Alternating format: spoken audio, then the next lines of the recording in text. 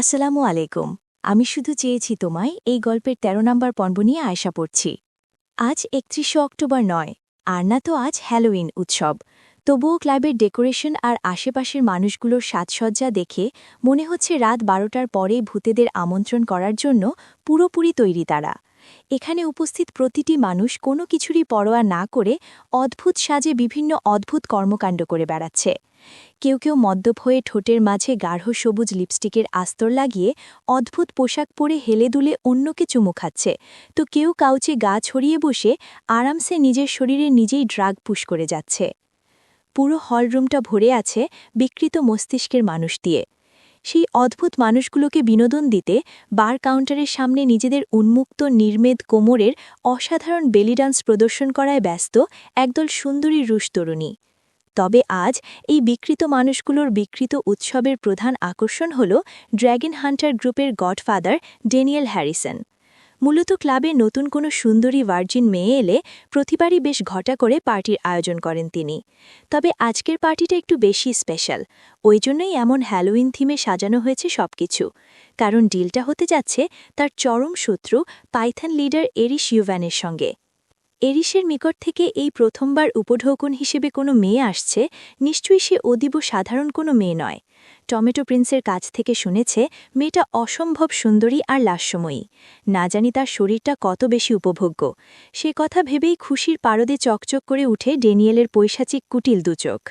আপাতত আগমনী রমণীর আকাঙ্ক্ষায় সুন্দরী কোনো রুশ কন্যাকে উপভোগ করাই শ্রেয়, তাই ড্যানিয়েল আর খালি মুখে শুষ্ক ঢোক গিলতে পারল না বসে বসে। রেড ওয়াইনের ঝাঁঝের সঙ্গে তাল মিলিয়ে মত্ত হল নারীর নেশায়। জায়গাটা ছিল ক্লাবেরই একাংশ। সবাই জানে ড্যানিয়েল যখন তখন এখানে ফুর্তি করে, তাই সচরাচর ওইদিকে গিয়ে ওকে বিরক্ত করার স্পর্ধা দেখায় না কেউই। কিন্তু আজকে সকল নিয়মনীতি ভেঙে হুট করেই ড্যানিয়েলের বিশ্বস্ত স্পাই এডওয়ার্ড ফ্র্যাঙ্কি আচমকা গিয়ে ঢুকে পড়ে তার কামরায়।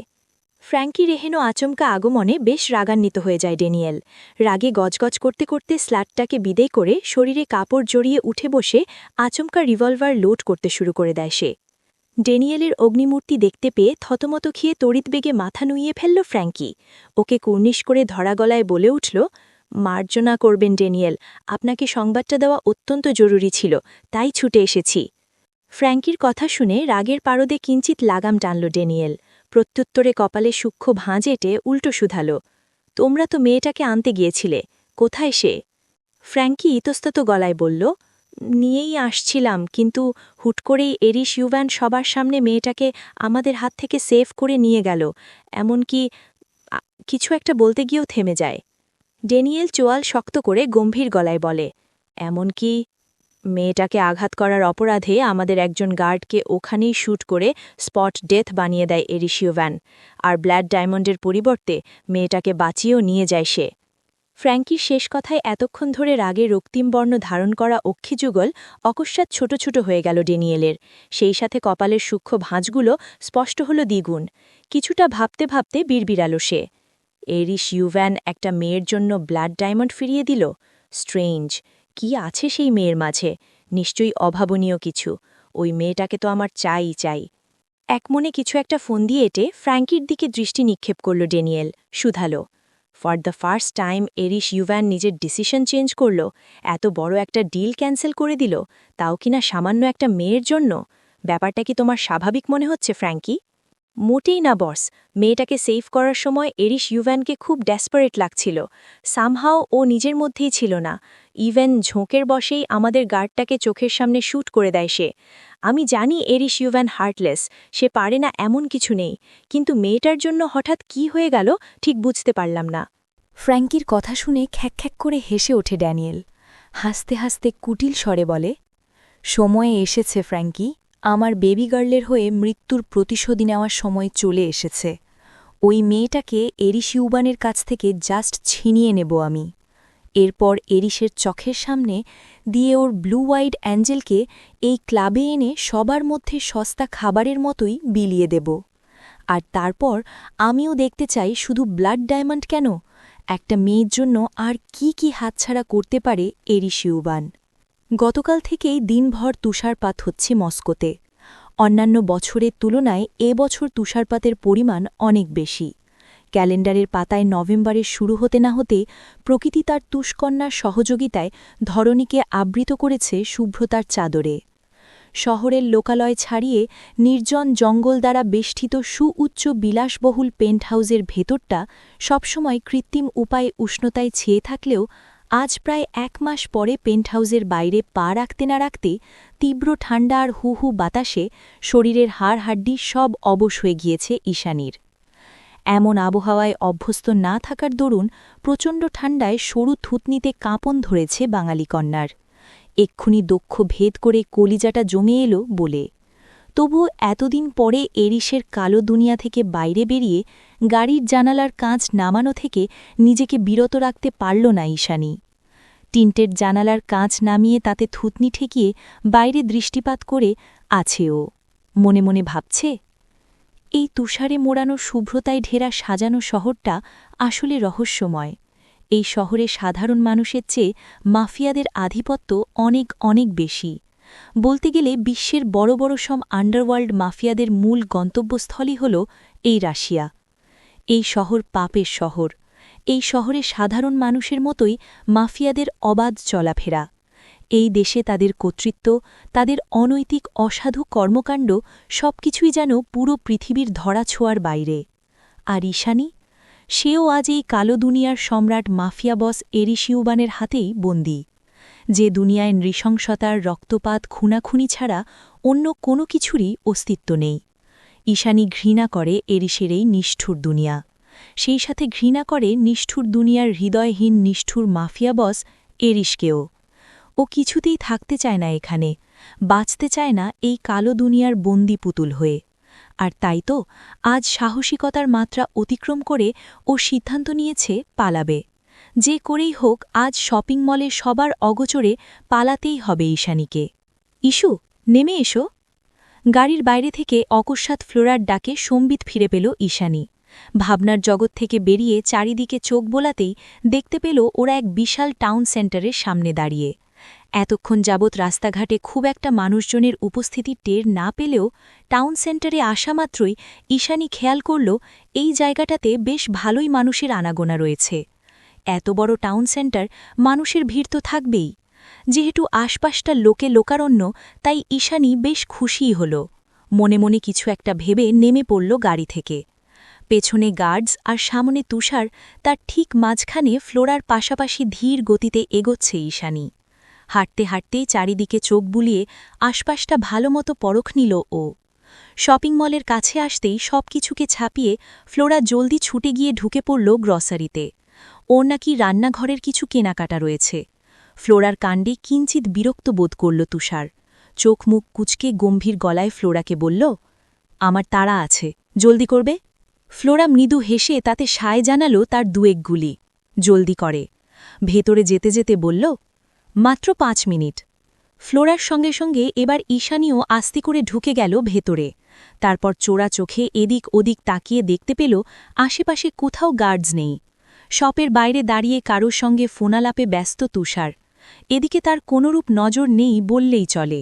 এটাই পালানোর সুবর্ণ সুযোগ ব্যাপারটা বোধগম্য হতেই ঈশানী এগিয়ে গেল কেনাকাটায় ব্যস্ত ফ্লোরার নিকট। গিয়ে পেছন থেকে মৃদু আওয়াজে ডেকে বলল, তুমি দেখতে থাকো, আমি একটু ওদিকটা ঘুরে আসি, দেখি ফ্রেশ কি আইটেম রয়েছে ওখানে। ঈশানীর কথার প্রত্যুত্তরে পেছনে না তাকিয়েই ব্যস্ত ভঙ্গিতে ফ্লোরা বলে, হ্যাঁ হ্যাঁ, তাড়াতাড়ি যাও, বেশি দেরি হয়ে গেলে আবার তুষার রেগেমেগে বম যাবে। আমাকে ক্ষমা করো ফ্লোরা, তোমাকে এখানে বিপদে ফেলে গেলাম। মনে মনে কথাটা আওড়ে আর এক মুহূর্তও সেখানে দাঁড়াল না ঈশানী।